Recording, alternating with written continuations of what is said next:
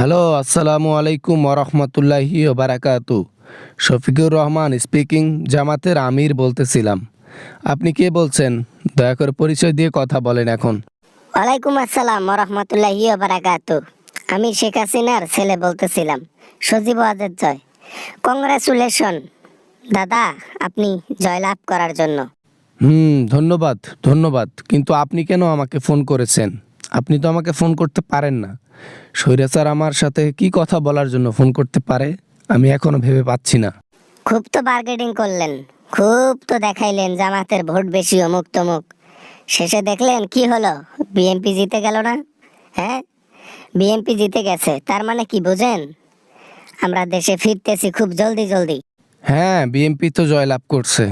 আর বিএনপির মধ্যে অনেক ভালো ভালো লোক আছে যারা বুঝে যে দুষ্টু গরুর চেয়ে শূন্য গোয়াল অনেক ভালো। বাবা না মানে দেখেন, এই তেরা কথা বলবেন না, তেরা কথা বলবেন না।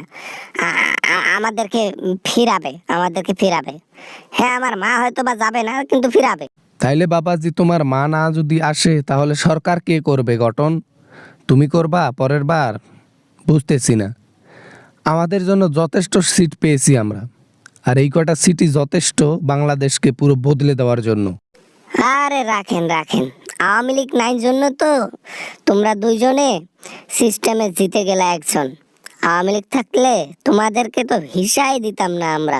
এই জন্য তো আওয়ামী লীগ নাই। তোমাদের স্থান বিদেশে আর আমাদের স্থান দেশে। এত কিছু হয়ে যাওয়ার পরও আমরা দেশ ছাড়ি নাই, কিন্তু তোমরা দেশে থাকতেই পারো নাই। দেখেন, বেশি বেশি বলতেছেন কিন্তু।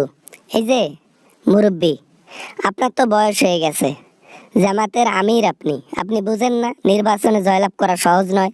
দেহে যতদিন প্রাণ থাকবে লড়ে যাব আমি আমার দলের জন্য, আমার ইসলামের জন্য। ইনশাআল্লাহ আল্লাহ একদিন নিরাশ করবে না, তার ফলাফল আমি পেয়েছি আজ। কেমনে ফলাফল পাইলেন?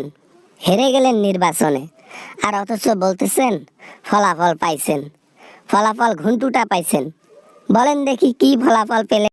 জামাতের মধ্যে নির্বাচনে অংশগ্রহণ করলে নেতাকে তা চান্স পাইতো বা আসন পাইতো 3 থেকে 4টা, সে জায়গায় এখন 50-এর উপরে।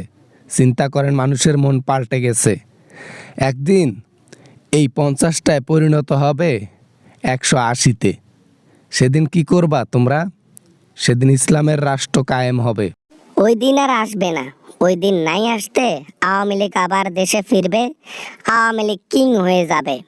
না বিএনপি ক্ষমতা পাবে, না জামাত, খালি আওয়ামী লীগ চলবে। এটাই বসে বসে স্বপ্ন দেখো, এছাড়া তো আর তোমাদের কোনো কাজ নাই।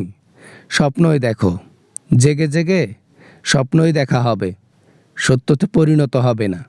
ওদিকে দেখি হাসনাত আব্দুল্লাহ আবার একেবারে সেটা বাজিমাত করেছে। বাপরে বাপ, এরকম ক্রেজ নির্বাচনের ইতিহাসে হয় নাই পৃথিবীর বুকে। 116টি কেন্দ্রে একটা তো হারেনি সে। বাবারে বাবা। তাইলে ভাবো, এরকম একটা ছেলে সংসদে যাচ্ছে। কারো হেডাম আছে ওখানে দুর্নীতির আলাপ করার, কারো হেডাম আছে মিথ্যা বলে টাকা নেওয়ার, হেডাম নেই। না মানে দেখেন মুরব্বী, আমরা ব্যাক করব, কাম ব্যাক করব, কাম ব্যাক। এমন কাম ব্যাক করবো না, দেখবা সবাই পালাবা, আমরাই থাকবো। কামব্যাক করতে এসে আবার 14 শিকের ভিতরে ঢুকিও না। একবার ঢুকলে আর বেরোতে পারবা না। বুঝো নাই? বুঝবা, যখন বুঝবা তখন খুঁজবা গু গু গু।